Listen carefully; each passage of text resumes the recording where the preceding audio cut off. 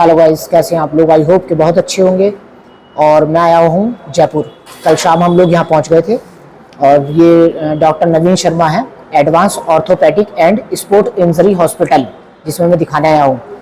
अभी मेरे एक्सरे हुए हैं, उसके बाद डॉक्टर साहब मुझे देखेंगे और उसके बाद में बताएंगे मेरे हिप रिप्लेसमेंट हो सकते हैं नहीं हो सकते हैं। क्योंकि थोड़ा सा डाउट मुझे भी इसलिए है क्योंकि बहुत लंबा समय अवधि हो गई है मुझे, लगभग 23 से 24 वर्ष हो गए इसी तरह से चलते हुए। और आप सबको मैंने ऑलरेडी बता चुका हूँ कि मुझे एंकाइलोजिंग स्पॉन्डिलाइटिस है। तो पूरी मेरी स्पाइनल कॉर्ड और हिप जॉइंट और ये वाला शोल्डर तो 3 साल पहले लॉक हो गया था। रिसेंटली इसमें भी पेन होना शुरू हो गया। तो अभी नंबर आएगा, उसके बाद में डॉक्टर साहब के केबिन में जाते हैं, उसके बाद में बात करूँगा फिर क्या होता है, फिर ये मैं बता देता हूँ आपको। और ये डॉक्टर साहब का जो हम बैठे हुए हैं वेटिंग रूम है, ये देखो आप, सारे पेशेंट बैठे हैं, इंतजार कर रहे हैं और सामने डॉक्टर साहब का केबिन है ये। तो मेरा यही सजेशन है कि जितने दिन अभी आपका काम आराम से चल रहा है, क्योंकि अभी आप अच्छी तरह मूव कर रहे हो, इतनी कोई मुझे दिक्कत लग नहीं रही, उतना आप टाइम निकाल लीजिए। फिर इन फ्यूचर अगर आपको लगता है कि दिक्कतें बढ़ रही है, तब अपने को स्पाइन और हिप दोनों के बारे में सोचना पड़ेगा। स्पाइन का कुछ हो सकता है सर? स्पाइन की सर्जरी कर सकते हैं, लेकिन एंकाइलोजिंग में बहुत रिस्की रहता है, बहुत रिस्की। अच्छा सर, हिप में क्या स्थिति है मेरी? हिप में आपके दोनों जो हिप है ना, वो फ्यूज हो चुके हैं। हाँ सर, फ्यूज हो गया तो सर। आपसे इससे पहले की स्टेज थी जब मूवमेंट थे, तो वो पेनफुल मूवमेंट रहे होंगे। हाँ सर, बहुत बुरा टाइम काटा सर। उस टाइम आप रिप्लेसमेंट कराते तो आपको बहुत फायदा होता। ठीक सर। अब अपन फ्यूज कर चुके हैं, फिक्स हो गए हैं वो। ठीक सर। अब अपने को डर ये रहता है कि अब अगर अपन दोबारा से मूवमेंट क्रिएट करें तो मूवमेंट तो आ जाएगा, लेकिन वो पेनफुल मूवमेंट भी आ सकता है। नहीं, वो सब तो चलो देखो, हम जो करेंगे वो प्रॉब्लम नहीं है मुझे, मैं जो करूंगा उसकी टेंशन नहीं है मुझे, आपके साथ जो होगा उसकी टेंशन है कि कहीं आपका पेन नहीं बढ़ जाए। क्योंकि फ्यूजन, जब भी कोई चीज चिपक जाती है तो वो फ्यूज हो जाती है। बॉडी ने नेचुरली उसका पेन हमेशा के लिए खत्म कर दिया है, क्योंकि मूवमेंट ही नहीं होती तो पेन क्या होगा। क्योंकि अभी आप जो चल रहा है वो चलने दीजिए। इन केस आपको फ्यूचर में कोई डिफिकल्टी होती है तो अपने को स्पाइन और हिप दोनों का डिफिकल्टी बता क्या रही है। अभी मैं पिछले 10-15 दिन से नीचे सो रहा हूँ सर। मेरी ना ये सर देखो, ये बोन ग्रो कर रही है, ये वाली आप छू के देखो सर। मैं समझ गया, ये वाली। तो सर मैंने नीचे सोना शुरू कर दिया जमीन पे सर। इस समय आप थोड़ा सॉफ्ट मैट्रेस या कुछ रख सकते हो। नहीं सर, सॉफ्ट भी सो रहा था मैं, लेकिन सर मेरी मानसिकता सर पता क्या है, मैं ये चाहता हूँ कि सर शरीर का देखो सर, कहीं म्यूजियम में तो हमारा रखा नहीं जाएगा। तो आप जितना इसका उपयोग कर लें और जितना ज्यादा। ऐसा सही नहीं है, ये नुकसान करता है। एंकाइलोजिंग के अंदर क्या होता है कि अगर आप बहुत ज्यादा हिलते डुलते हो ना, तो और ज्यादा फ्यूजन होता है, क्योंकि बॉडी तो आपको फ्यूज करना चाह रही है। जी। अगर आपने अपनी एक्टिविटीज को बढ़ाया तो और तेजी से फ्यूजन करेगी वो। तो दोस्तों, मैं आया हूँ advance orthopaedic and sports injury hospital Jaipur में, और मेरे सामने है बिल्कुल डॉक्टर नवीन शर्मा जी। मुझे भी उनसे मिलकर बहुत अच्छा लगा, क्योंकि मैंने देखा है कि एंकाइलोजिंग वाला पेशेंट एकदम हताश हो जाता है और दुखी हो जाता है, लेकिन आज तक नहीं हुआ सर। मैं आपको देख के तो एक्चुअली मुझे प्रेरणा मिल रही है कि भाई ऐसा आदमी होना चाहिए जो इतना सब कुछ होने के बाद भी लाइफ को हंसमुख ले रहा है। और इनकी जिंदगी अपन सब लोगों के लिए भी मैसेज है दोस्तों, जब छोटी छोटी बातों के लिए, ये मेरी टायर पंचर हो गया, या पड़ोसी ने कुछ घर में कचरा डाल दिया, या रास्ते में आप जा रहे हो ट्रैफिक में किसी ने आपकी कार में कुछ बोल दिया आपको, उससे आप हर्ट हो जाते हो, 2-2, 3-3 दिन दुखी रहते हो। और यहाँ ये है कि लाइफ को इतना स्ट्रगल होने के बावजूद भी हंस रहे हैं, मुस्कुरा रहे हैं। इनके चेहरे का तेज देख के लग रहा है कि जैसे इनकी लाइफ में कोई प्रॉब्लम ही नहीं है।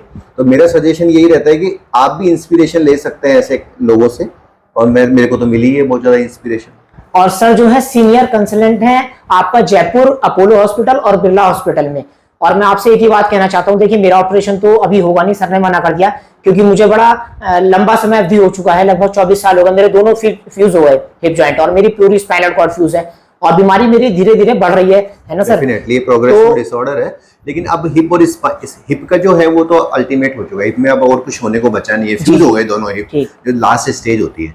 स्पाइन का ये हो सकता है कि मूवमेंट से आप थोड़े से आगे की साइड और ज्यादा झुक जाओ, इसके लिए मिनिमम प्राणायाम करना, और जहाँ अग्रेसिव एक्सरसाइज जो होंगी ना वो फ्यूजन को और प्रमोट कर देगी। समझ गए? नहीं सर, देखिए मेरा ऑपरेशन हुआ या नहीं हुआ वो डजंट मैटर है, लेकिन प्लीज अगर आपके हिप में कोई प्रॉब्लम है और 3 या 4 वर्षों से है, तो आप यहाँ आ सकते हैं और हिप रिप्लेसमेंट करा सकते हैं। अपना जो है नी में जो चोट लग जाती है, घुटने में जो लिगामेंट्स क्रैक हो जाते हैं, उसका भी करा सकते हैं। हिप का जो ले रहे हैं सर वो 1,50,000 रुपए है ना, और जो लिगामेंट्स क्रैक का होता है उसका शायद आपने 60,000 रुपए। 60-70,000। तो आप इतने पैसे का अरेंजमेंट करा लीजिए। मैं सीधा हुआ या नहीं हुआ, लेकिन आप सीधे हो जाएंगे। मेरी आपसे हाथ जोड़ के अपील है। और मैं सर का बहुत बहुत धन्यवाद sir, nice to meet you, बहुत अच्छा लगा मुझे आपसे मिलके। बिल्कुल सर, प्रणाम, नमस्ते। और देखिए बड़े हंसमुख लोग हैं जितने भी यहाँ पर हैं। एक रात ही बिताई है अभी हमने। अच्छा, अगर मेरा ऑपरेशन हो जाता तो मुझे भी लगभग 20 से 25 दिन यहाँ रहना पड़ता, लेकिन चलिए थैंक्स फॉर गॉड, नहीं हो रहा तब भी अच्छा, होता है तब भी अच्छा है। तो अब हम लोग यहाँ से निकलेंगे और ट्रेन शायद हमने है नहीं, ऑनलाइन अभी हमने चेक किया, तो देखते हैं क्या होता है। हो सकता है फिर आज रात यहीं गुजारनी पड़े, तो डॉक्टर साहब से उसकी आज्ञा लेनी पड़ेगी हमें। तो हम अपना सामान पैक करते हैं और फिर यहाँ से चलते हैं स्टेशन। बाय।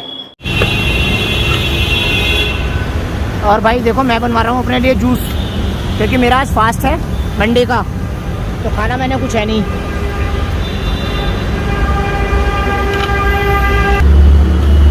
मौसमी का जूस 1 गिलास।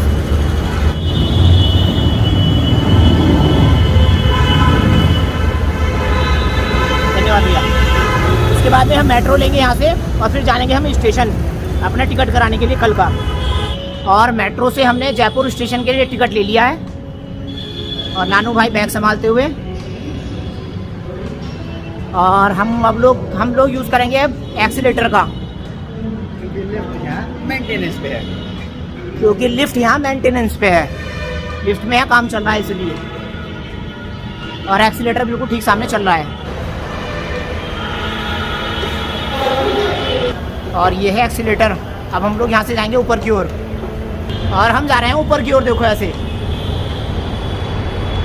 और यहाँ से हम लोग आ रहे हैं पीछे से, अभी पहुँचने वाले हैं, ऊपर आ गए। मेट्रो भी आ गई, और मेट्रो भी आ गई ऊपर, देखो। हाँ, नाम ना बड़े अजीब अजीब है, छोटी चौपड़, बड़ी चौपड़। तो हम लोग आए हैं छोटी चौपड़ स्टेशन पे, और हम यहाँ से जाएंगे बिरला मंदिर के लिए। अभी बाहर जाएंगे रोड पे, फिर वहाँ से बस पकड़ेंगे, फिर जाएंगे हम यहाँ से बिरला मंदिर। तो चलिए अब लिफ्ट का सहारा लेते हैं ऊपर जाने के लिए, क्योंकि ये वाला जो स्टेशन है ये बेसमेंट में है। और लिफ्ट ऊपर आ गई। अब तक हमने जितने स्टेशन देखे ना, उनमें सबसे अच्छा स्टेशन है ये, और सुंदर है बहुत, देखो आप।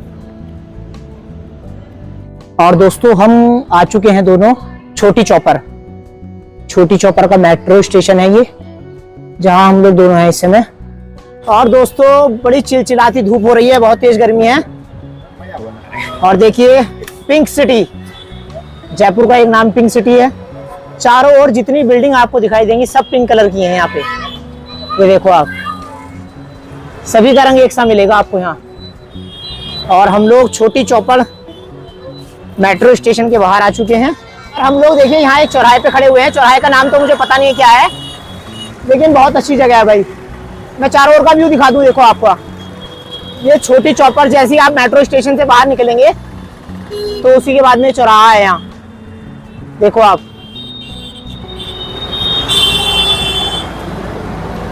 और सामने पहाड़ भी दिखाई दे रहा है यहाँ से।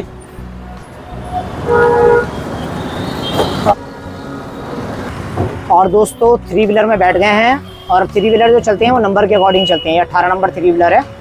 और नानू भी बैठेगा, नानू अभी वेट कर रहा है बाहर खड़ा हुआ बिरला मंदिर के लिए। यहाँ से महाराजा सवाई जयसिंह ने इस नगर की स्थापना की थी, और उन्हीं के नाम पर इस नगर का नाम जयपुर रखा गया।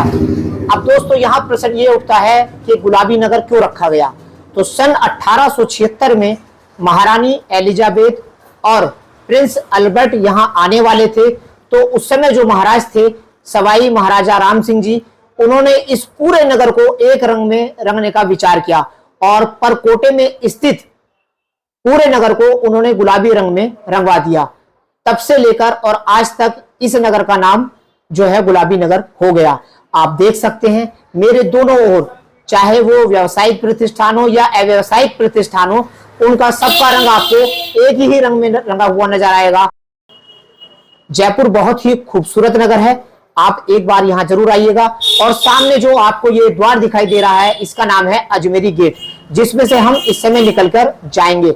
और जयपुर इतना खूबसूरत जो है वो दिन में नहीं लगता है, लेकिन जब शाम ढल जाती है और रोशनी हो जाती है इन इमारतों पे, तो उस समय यहाँ की छटा जो है बहुत देखने योग्य हो जाती है।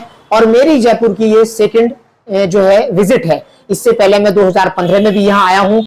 दोस्तों ये है त्रिमूर्ति चौराहा, ठीक आपके सामने, पुलिस शहीद स्मारक जयपुर का। चूंकि रेड लाइट हो रखी है तो इसलिए रुकना पड़ा।